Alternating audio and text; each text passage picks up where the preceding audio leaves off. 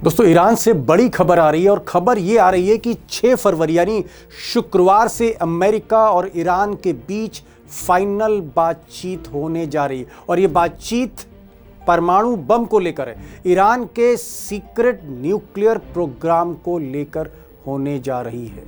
उधर ईरान के सर्वोच्च नेता और डिफेंस के सुप्रीम कमांडर अली खामनेई ने कहा है कि हम बातचीत से पीछे नहीं हटते, हम न्यूक्लियर पर डील करने को तैयार हैं, लेकिन अगर डील में धोखा होता है, जो अमेरिका की फितरत है, अगर धोखा हुआ तो फिर जंग से ही फैसला होगा।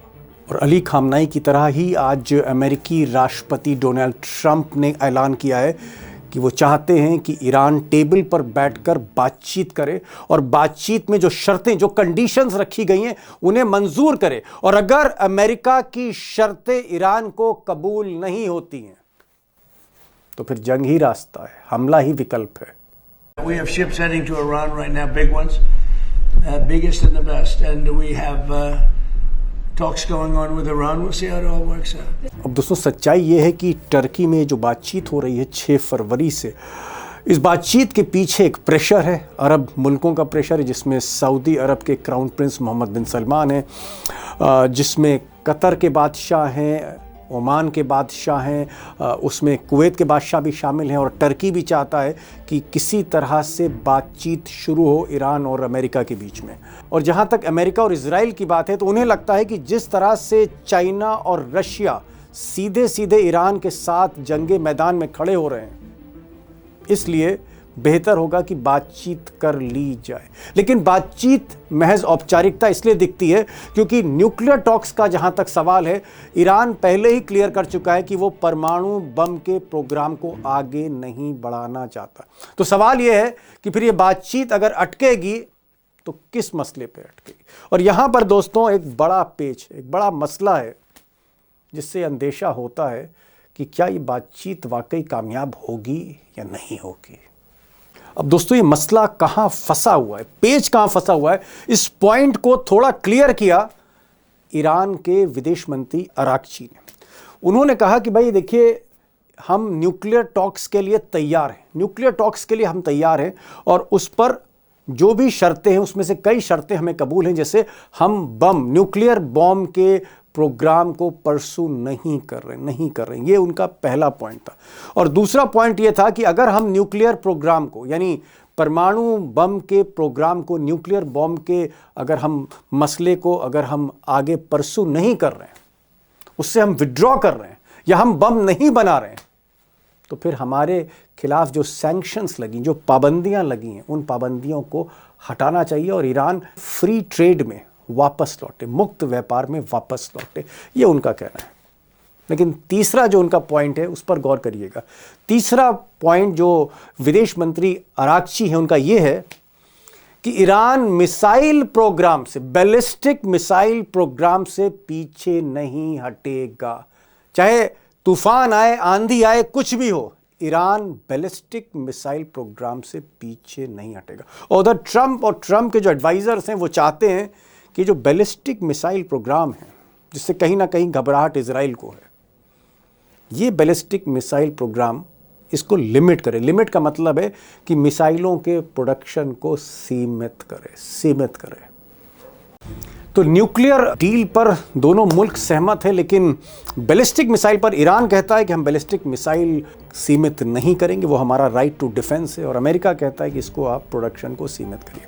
सवाल दोस्तों ये है कि अगर बैलिस्टिक मिसाइल प्रोग्राम पर, मिसाइल के इशू पर अगर ये बातचीत टूट जाती है ईरान और अमेरिका के बीच में, टर्की में, तो फिर आगे क्या होने जा रहा है? क्या फिर आगे जंग होगी और ये जो बातचीत है ये फिर क्या औपचारिकता है, फॉर्मेलिटी है? अब आज दोस्तों बेहद खास मेहमान हमारे साथ जुड़ रहे हैं, सीधे लाइव हो रहे हैं तेहरान से। ईरान के सीनियर जर्नलिस्ट सैयद हासिम मुजाहिर साहब हैं, और इत्तफाक है कि वो हिंदुस्तानी, उर्दू बोल लेते हैं। वैसे तो फ़ारसी में बातचीत करते हैं, इंग्लिश में बातचीत भी करेंगे, लेकिन मैंने उनसे रिक्वेस्ट की थी कि आप उर्दू में बात करें, तो आप उनको सुनिएगा।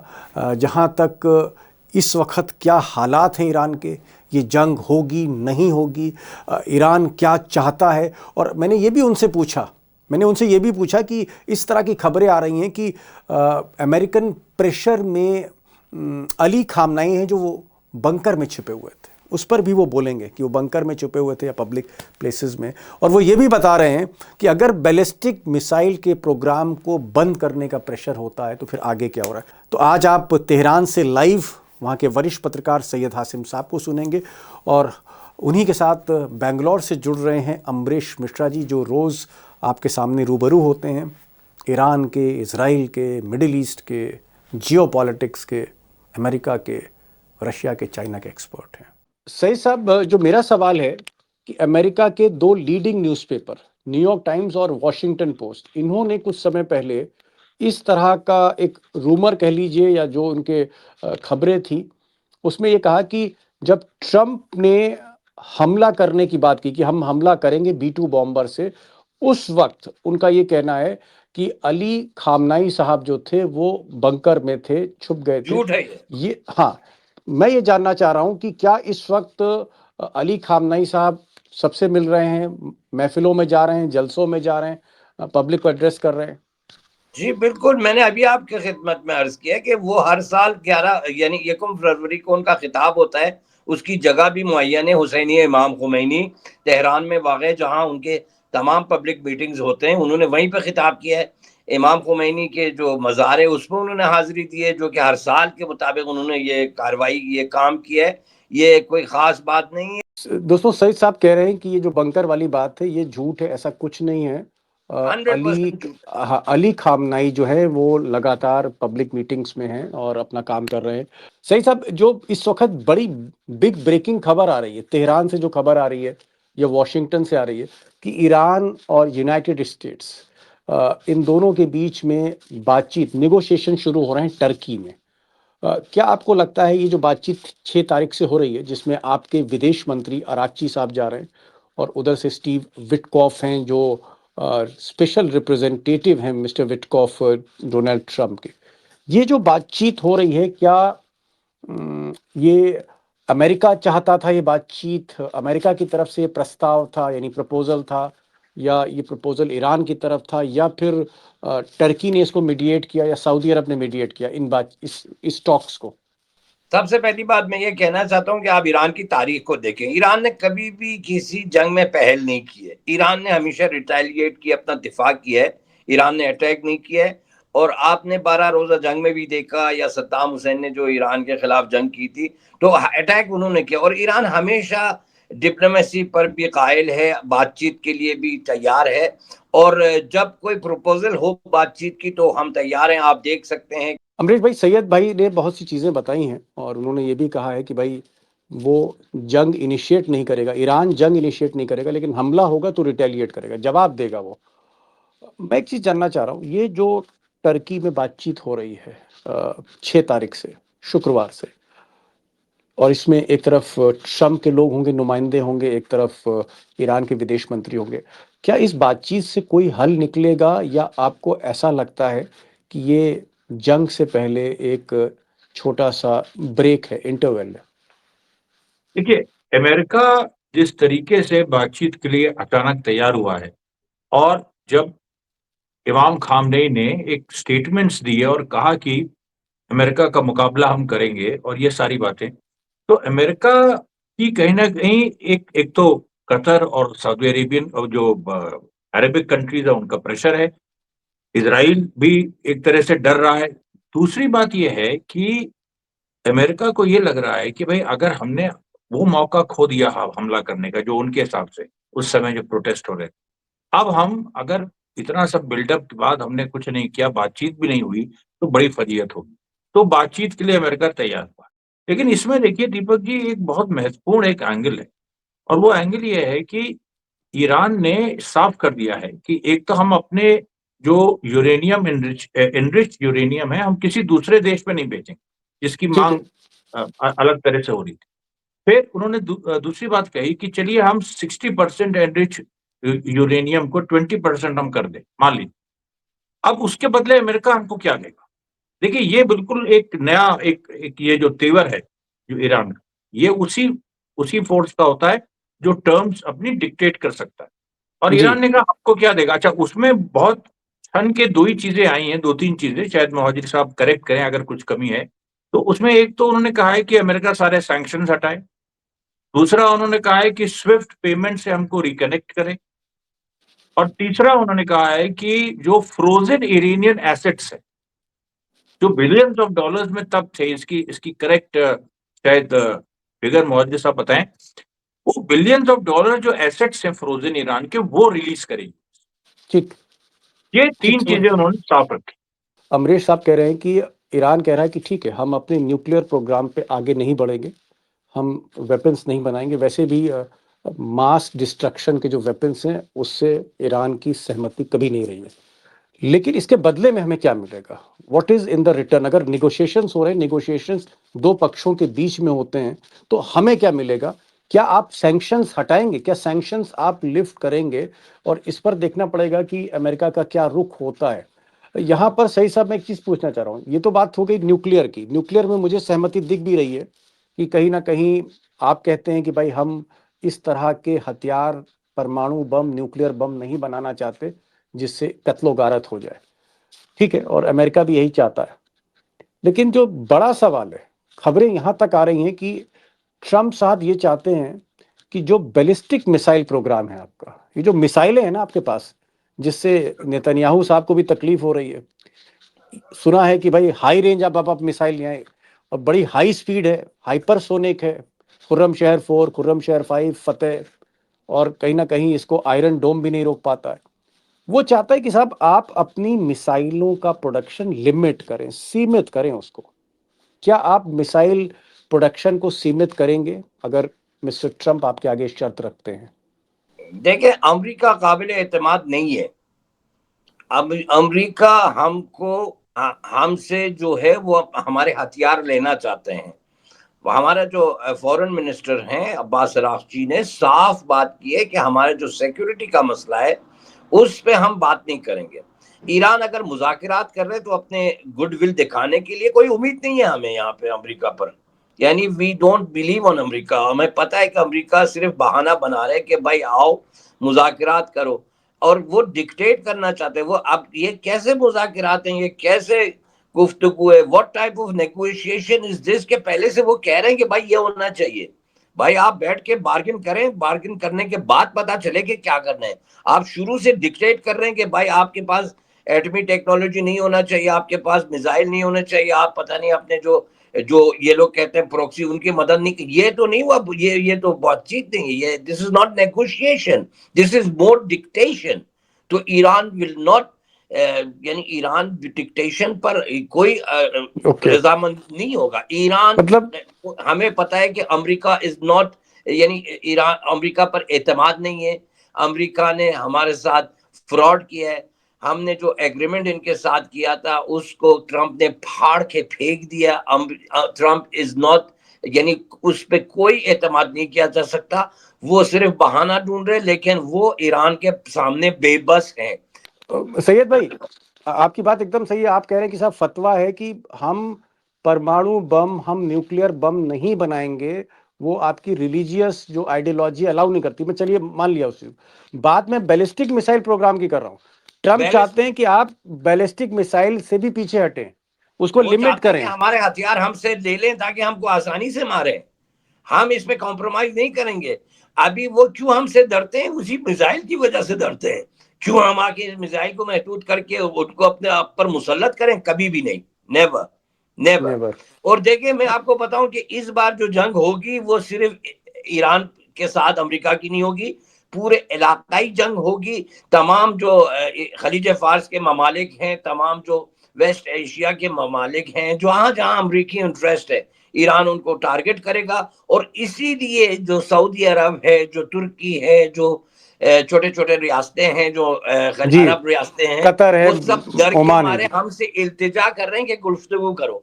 हम उनके बोलने की वजह से, उनकी ख्वाहिश की वजह से गुफ्तगू कर रहे हैं, लेकिन वो हम दुनिया को दिखाना चाहते हैं कि अमेरिका फ्रॉड करना चाहते हैं हमारे साथ।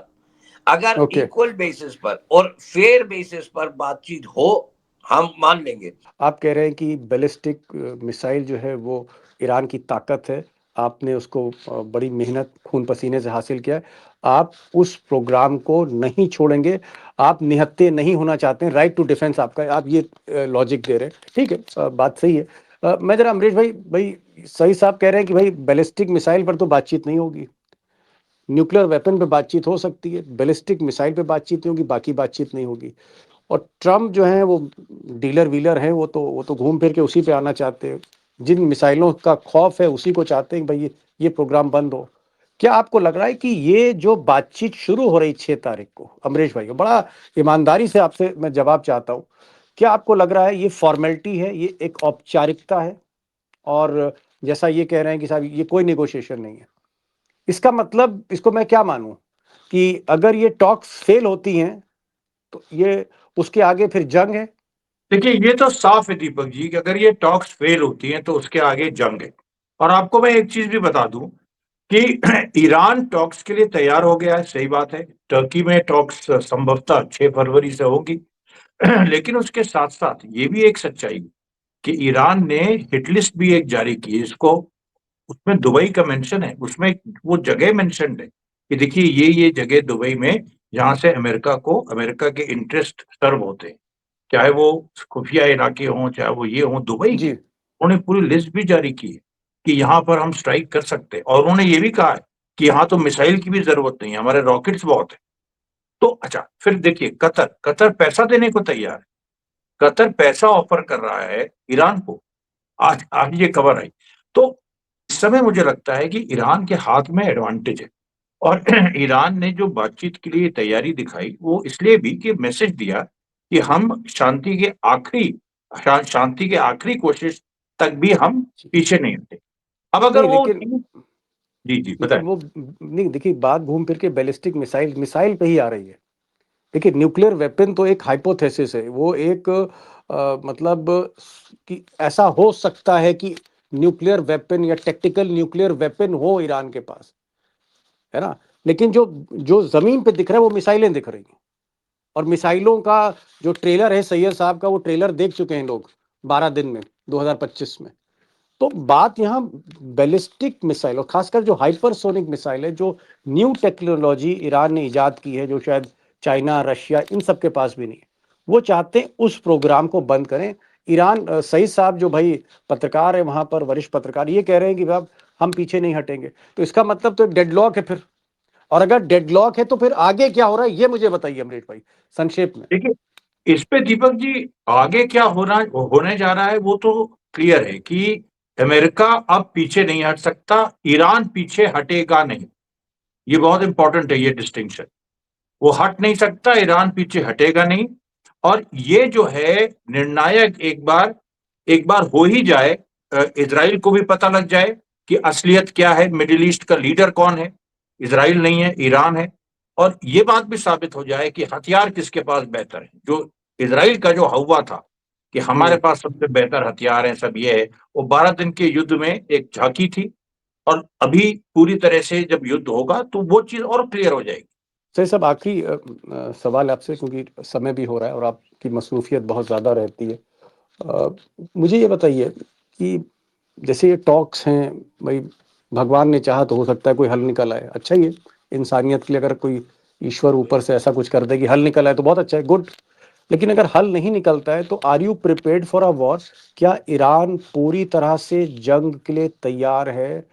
ईरान पूरी तरीके से जंग के लिए तैयार है, और रहबर इंकलाब ने ये साफ बात कह दी है कि आज नहीं पहले भी कहा है, जिस लेवल पर हम पर हमला होगा, जिस लेवल पर हम पर हमला होगा, हम उसी लेवल पर उनको रिटेलिएट करेंगे। यानी इसमें एक छुपी ढकी छुपी बात भी हो सकती है, शायद ईरान के पास एटमी ताकत भी हो, ओ माय लेकिन गॉड, यानी आप ये अब ये देखें, अब तो यानी ये डरा जब रहे हैं हम सही साफ साहब। बात कहते हैं कि भाई यहाँ पे, मैं एक आपके साथी हैं काजमी साहब, उनकी चैनल से मैंने बोला कि कभी कभार हम लोग यहाँ पे ऐसे जिलजिले होते हैं हमारे शहरों के पास, जो हम बहुत पसंद करते हैं इन जिलजिलों को, जैसे बच्चे अपने माँ की गोद में वो माँ उसको घुमाता है ना, जी तो हमें उम्मीद होती है कि काश ऐसी चलिए ताकत हो कि हम पर ऐसे कोई जुल्म ना कर सके।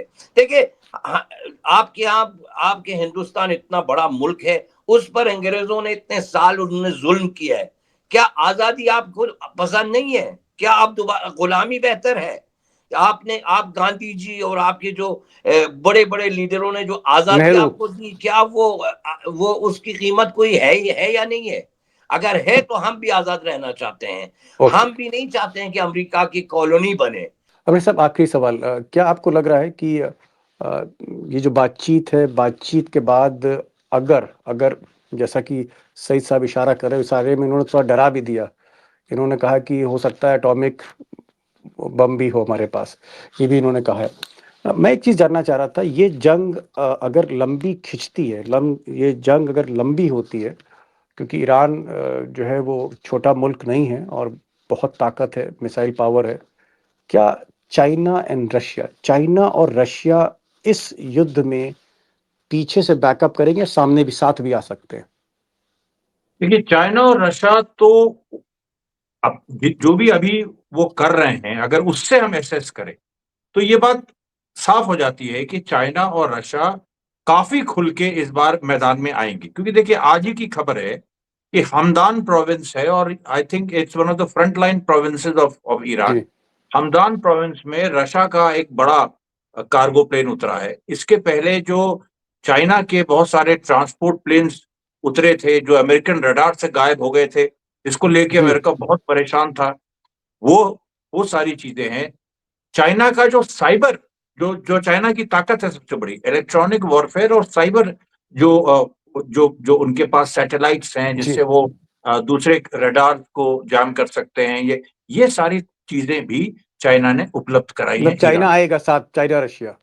सही साहब, एक 30 सेकंड बचे, एक छोटी सी खबर तस्दीक कर दीजिए, क्योंकि आप तेहरान में हैं और आप वहाँ के सीनियर जर्नलिस्ट हैं, वहाँ के टेलीविजन पे आप आते हैं, आपके कॉलम छपते हैं। मैं एक चीज़ जानना चाह रहा था, क्या रशिया और चाइना ईरान के साथ इस महीने की आखिर में नेवल एक्सरसाइज करने जा रहा है?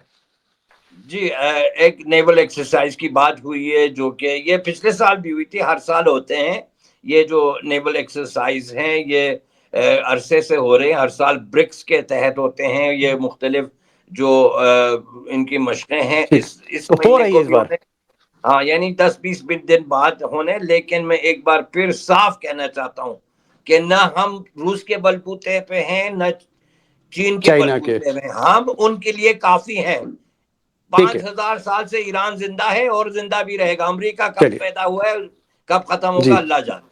ठीक। सईद हुसैन महाजिर साहब थे, साथ में अमरीश मिश्रा थे, तेहरान से लाइव थे। इनका ये कहना है, 3-4 बातें इन्होंने कही, दोस्तों मैं बताना चाहूँगा आपको। सबसे पहले तो इन्होंने कहा कि न्यूक्लियर वेपन की जहाँ तक बात है, ईरान न्यूक्लियर वेपन से बिल्कुल भी इत्तेफाक नहीं रखता। न्यूक्लियर वेपन, न्यूक्लियर बम नहीं बनाना चाहता है वो, और इस पर बातचीत हो सकती है अमेरिका के साथ, लेकिन बदले में सैंक्शंस हटने चाहिए। दूसरा, बैलिस्टिक मिसाइल से ईरान बिल्कुल पीछे नहीं हटेगा। वो खून पसीने की ताकत है, जिन्होंने इन्होंने 30 साल लगा के उस टेक्नोलॉजी को अपने लिए, अपने रक्षा के लिए, अपनी सिक्योरिटी के लिए डेवलप किया है। वो ये पीछे नहीं हटेंगे उससे। तीसरा, इन्होंने कहा कि जो बड़ी इंपॉर्टेंट बात है कि चाइना और रशिया इनके साथ मिलकर 20 दिन के बाद नेवल एक्सरसाइजेस कर रहा है, और ये नेवल एक्सरसाइजेज जहां यूएसएस अब्राहम लिंकन, जो सबसे बड़ा आप कह सकते हैं युद्धपोत है अमेरिका का, जहां वो खड़ा है, उसके थोड़ी दूर पे एक्सरसाइजेस हो रही। लेकिन चाइना और रशिया की इनको जरूरत नहीं, अकेले दम पर ये लड़ सकते हैं, ये कहना। बहरहाल जो कुछ होगा देखना पड़ेगा कि 6 तारीख को ये जो आगाज होने जा रहा है बातचीत का, अमेरिका और ईरान के बीच टर्की में, वो क्या, उसमें कुछ हल निकलता है नहीं निकलता है। लेकिन आखिरी में मैं सिर्फ एक लाइन बोलूंगा, जो अमरीश जी कह रहे थे कि अगर ये बातचीत टूटती है तो फिर इसके आगे जंग है, तो हो सकता है ये एक स्मॉल ब्रेक हो। नहीं पसंद करते, जंग बहुत बुरी चीज है, जंग अच्छी चलिए, चीज नहीं है, चलिए, लेकिन हम भी चाहते हैं रिटेलिएशन जंग बहुत अच्छी चीज है। की जंग ना हो, ये हम भी चाहते हैं। सही साहब, आप आए तेहरान से, आपने समय निकाला, अपने टेलीविजन स्टूडियो से आप बाहर निकले और आप हमारे साथ लाइव हुए, उसके लिए बहुत बहुत शुक्रिया आपका। अमरीश भाई, आप सही साहब को लेकर आए और रूबरू कराए, उसके लिए भी बहुत बहुत शुक्रिया आपका। Thank you so much both of you for joining this programme. Thank you so much.